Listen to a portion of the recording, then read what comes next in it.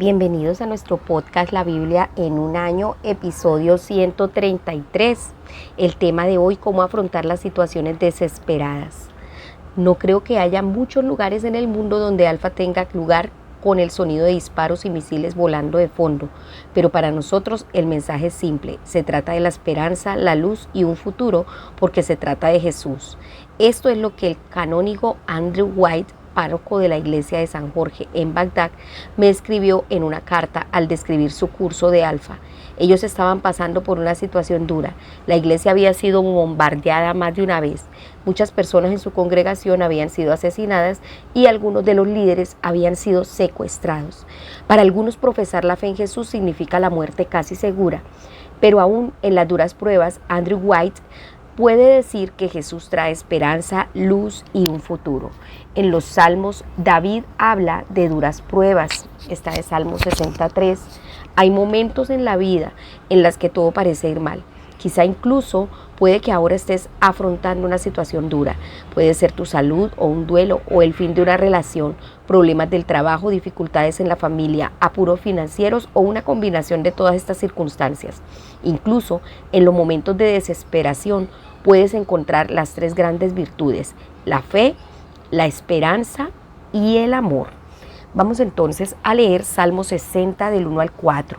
Permita que la palabra de Dios entre en lo más profundo de su ser, que convierta su espíritu, que transforme todo su ser, que transforme todo su interior y que esos momentos de dificultades y de crisis sean llenos de la esperanza, la fe y el amor.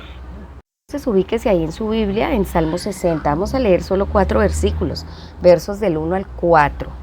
Vamos a leer en la PDT, Palabra de Dios para Todos. Salva a la gente que amas.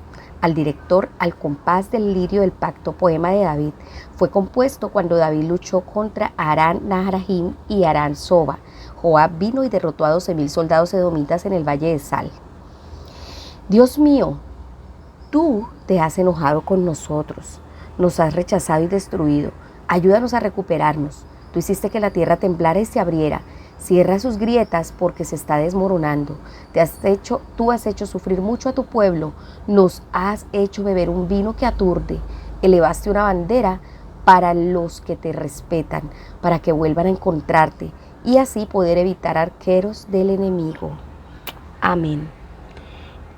El primer punto que vamos a tratar hoy en relación a este texto que acabamos de leer es esperanza a pesar de la aparente derrota. A veces parece que el pueblo de Dios está siendo derrotado. Si bien hay un gran avivamiento en muchas partes del mundo, como en Asia, en Europa Occidental la asistencia a la iglesia está en declive y las iglesias se cierran y allí la moral cristiana ya no se considera importante. Hay momentos duros en la historia del pueblo de Dios. Este salmo es un lamento nacional después de ser conquistados por sus enemigos. El pueblo de Dios se sintió rechazado. David exclama: has sometido a tu pueblo a duras pruebas. Utiliza la imagen de un terremoto para describir la desesperación y la incertidumbre que enfrentaron. Has sacudido la tierra y has resquebrajado. Repara sus grietas porque se desmorona. Esta misma imagen se utiliza hoy para describir la agitación en todas las esferas de la vida.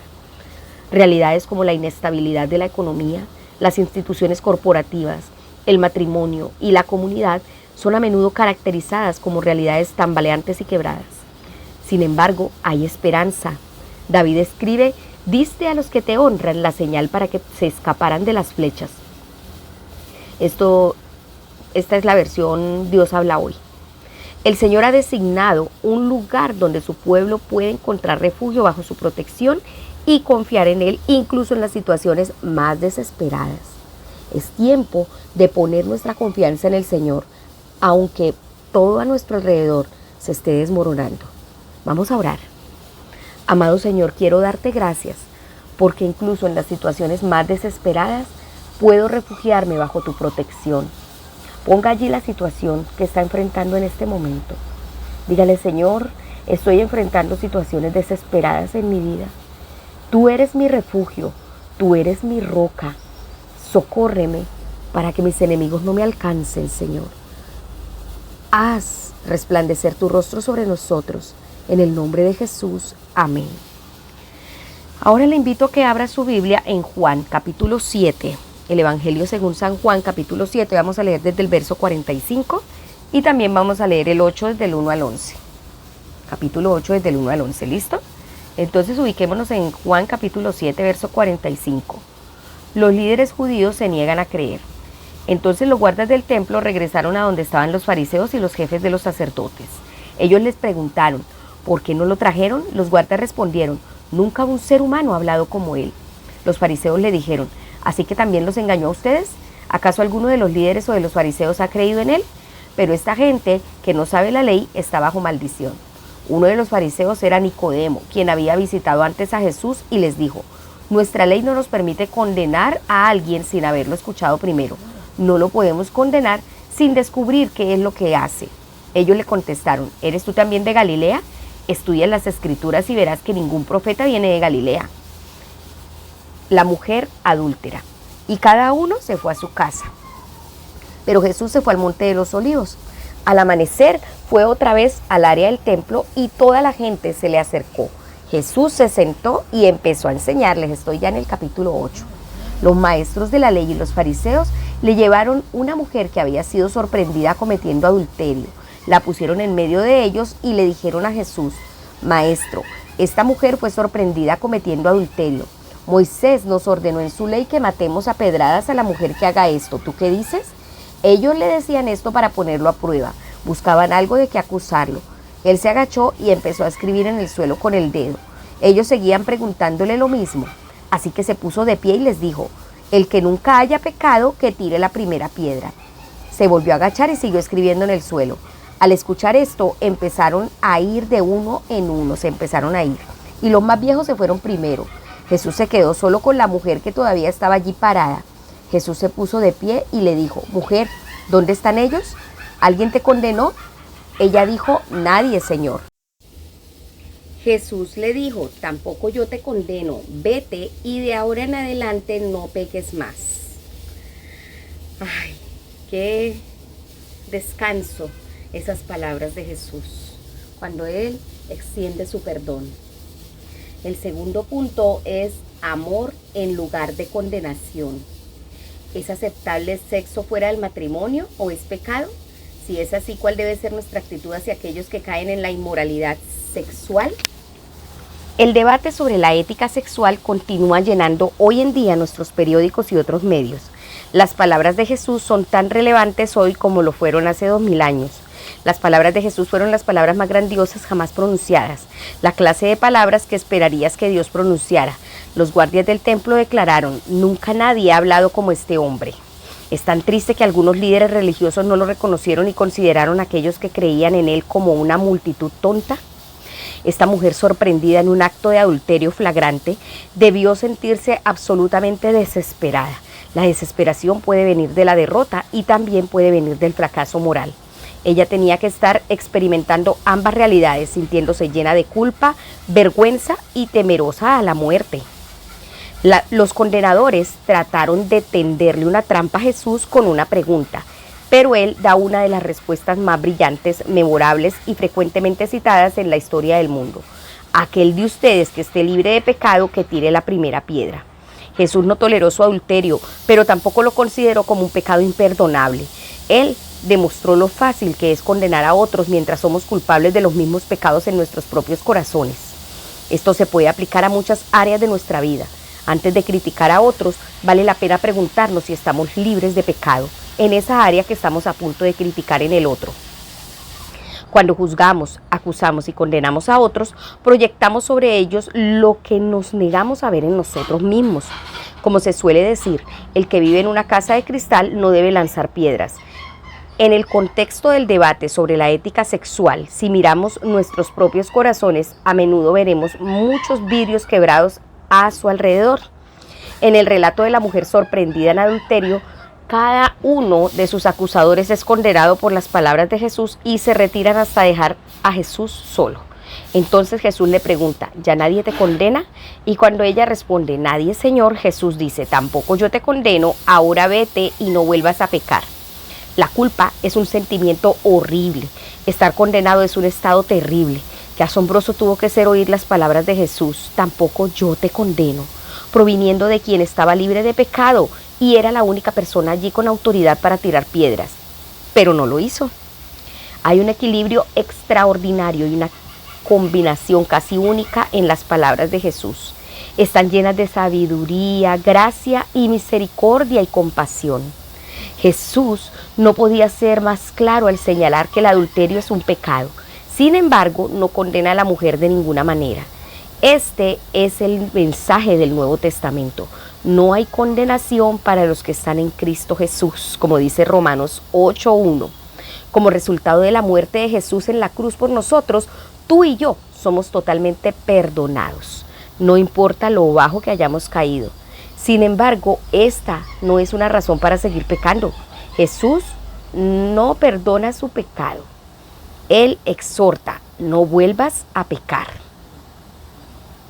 Jesús no condena, pero te pide, como lo hizo con la mujer, no vuelvas a pecar. Es realmente lo que sucedió. Él no condena a la mujer, la perdona, pero le dice, la exhorta a no volver a pecar. Las palabras de Jesús, como siempre, están motivadas por su amor y su compasión. Estamos llamados a seguir su ejemplo. Es fácil caer en uno de los dos extremos opuestos, ya sea que condenemos a las personas o seamos indulgentes con el pecado. El amor no condena ni es condescendiente con el pecado, porque el pecado conduce a las personas se lastimen. El pecado lleva al dolor, el pecado lleva a las heridas. Si amamos como Jesús, ni condenaremos el pecado, ni condenaremos a la gente, sino que desafiaremos amorosamente. Voy a repetir este pedazo. Si amamos como Jesús, ni condonaremos el pecado, ¿sí? Que es ser livianos con el pecado, ni condenaremos a la gente, sino que desafiaremos amorosamente, incluyéndonos a nosotros mismos, para dejar atrás el pecado. La palabra griega para perdonar también significa liberar. Jesús vino a liberarnos por el poder de su Espíritu Santo. Somos liberados para amar como Dios nos ama. El perdón está en el núcleo de la relación, es la esencia del amor. Vamos a orar. Amado Señor, quiero darte gracias, porque no hay condenación para los que están en Cristo Jesús. Gracias porque has muerto para que me sea posible ser perdonado, limpiado y libre. Gracias porque has vencido el poder del pecado que me esclavizaba y ahora soy libre. Ayúdame a amar a la gente como tú lo hiciste. Ayúdame a no condenar, sino a perdonar. En el nombre de Jesús. Amén.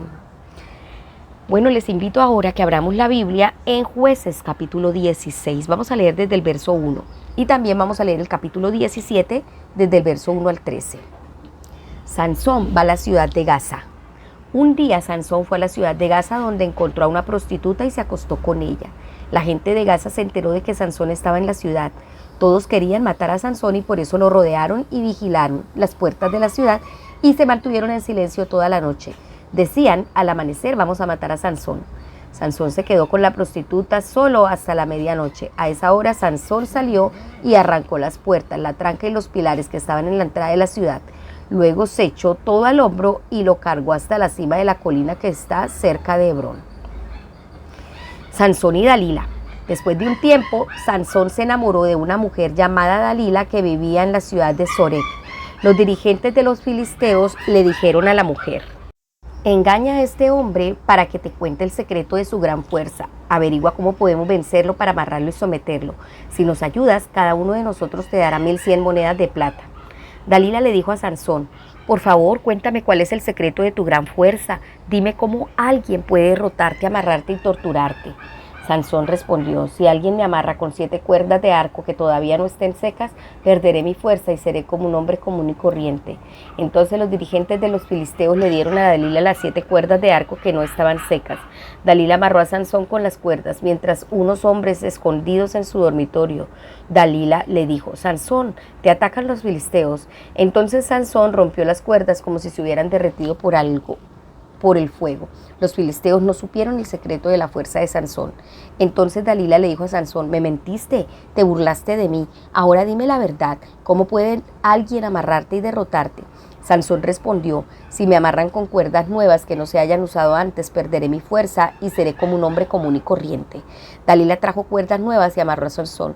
Mientras unos hombres esperaban escondidos en la habitación de al lado, Dalila dijo: Sansón, te atacan los filisteos. Pero Sansón rompió las cuerdas como si fueran simples hilos. Entonces Dalila dijo: ¿cuántas veces más te vas a burlar de mí? Ya no me digas más mentiras y cuéntame cómo te pueden amarrar y derrotar.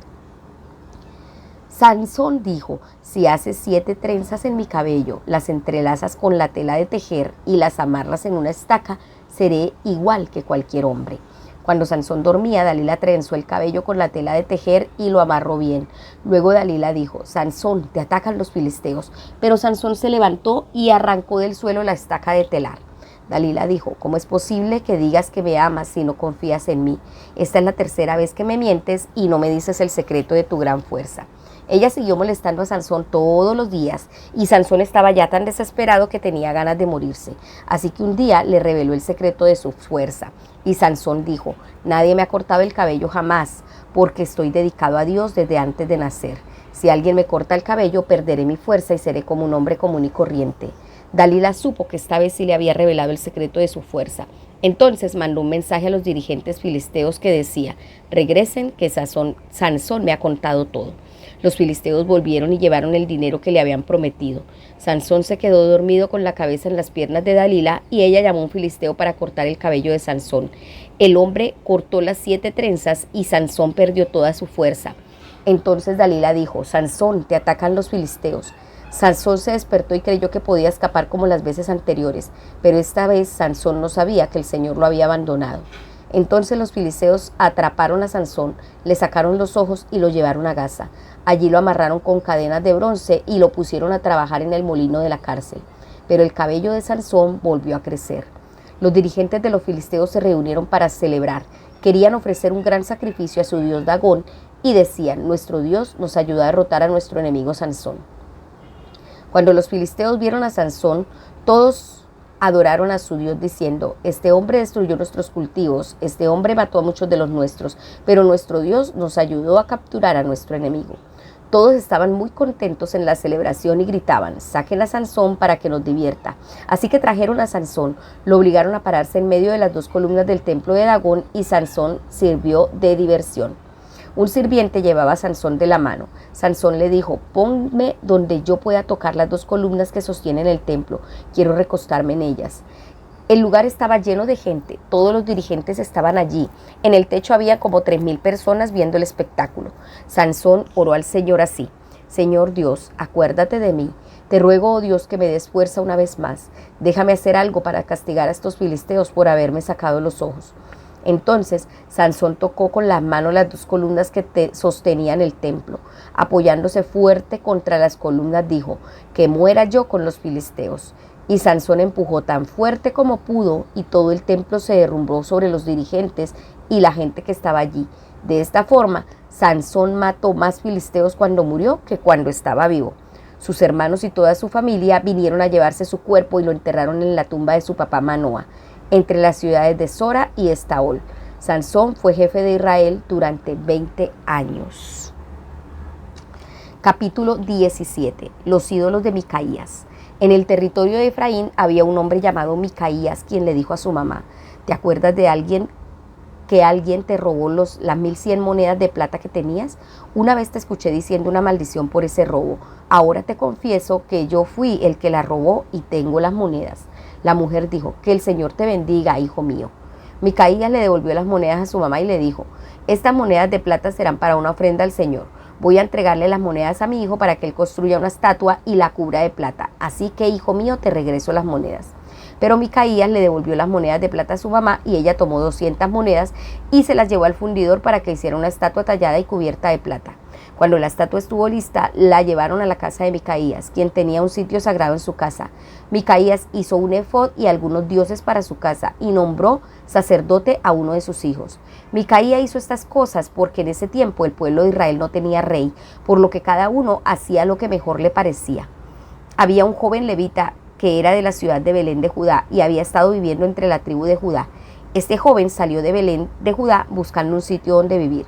Cuando estaba viajando, subió al monte de Efraín y llegó hasta la casa de Micaías. Micaías le preguntó: ¿de dónde vienes? El joven respondió: vengo de Belén de Judá, soy levita y estoy buscando un sitio donde vivir. Entonces Micaías dijo: puedes quedarte conmigo y ser mi padre y mi sacerdote. Te pagaré 10 monedas de plata cada año y además te daré ropa y comida. El levita se quedó allí. El joven aceptó la propuesta de Micaías y llegó a ser como uno más de sus hijos. Micaías lo eligió como sacerdote y él se quedó viviendo allí. Micaías dijo: ahora sé que el Señor me va a bendecir porque tengo un levita como sacerdote. Ay, Señor, este libro de los jueces me recuerda la situación actual del pueblo de Dios.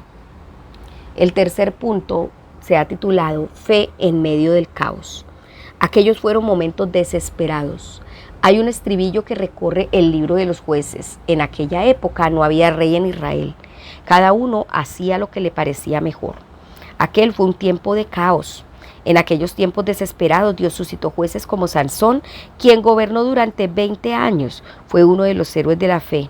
Dios lo usó poderosamente al ser ungido por el Espíritu Santo. Sin embargo, también tenía una debilidad que lo condujo a la inmoralidad. Durmió con una prostituta, lo dice en el verso del 1 al 3 del capítulo 16. Otra debilidad era el engaño. Con el tiempo sobrepasó el límite de paciencia de Dios a causa de su desobediencia y el Señor lo abandonó. Sansón recibió una fuerza extraordinaria de Dios que estaba directamente relacionada con su obediencia. Dios le había dicho que no se cortara el cabello y que mientras le obedeciera tendría una fuerza sobrenatural. Por muy grande que sea una persona de Dios, es vital recordar que la fuerza proviene únicamente de Él. Jesús señaló: separados de mí, nada pueden hacer. Eso lo dijo en Juan 15:5. Nunca confíes en victorias del pasado, sino en Dios, quien te da las victorias y te las dio. Después de la tentación persiste. Sansón cedió y le confió a Dalila el secreto de su fortaleza. Por más que le fuera obvio que ella se aprovecharía, Dalila cortó su pelo y su fuerza desapareció. No solo la sociedad era caótica, sino que también Sansón llegó a un punto de desesperación total en su propia vida. Estaba cautivo, ciego y sus captores estaban a punto de exhibirlo como diversión.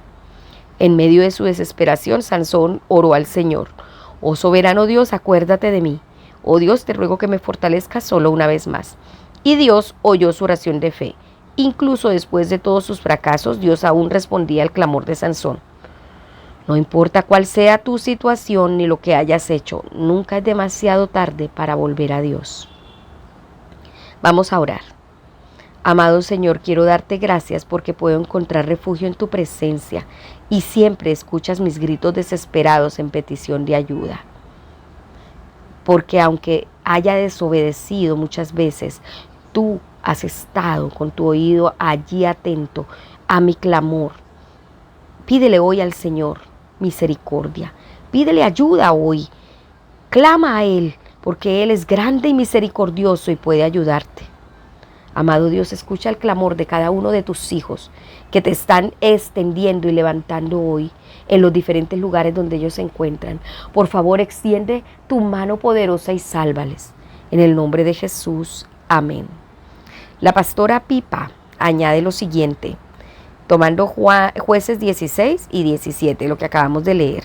Él dice, ella dice, Sansón fue un líder extraordinario. Era como Hulk, el hombre increíble, pero con un mal gusto por las mujeres. Se enamoró de Dalila, que era una mujer sin corazón. Estaba dispuesta a traicionar al hombre que la amaba. ¿Por qué le contó su secreto después de que ella ya lo había traicionado 3 veces? Seguramente tenía que saber que no podía confiar en ella. Era tan fuerte físicamente, pero tan débil cuando se trataba de mujeres. No ha sido el único gran líder que ha caído por causa de una mujer. Sí, desafortunadamente esa debilidad lo llevó al caos y a la derrota.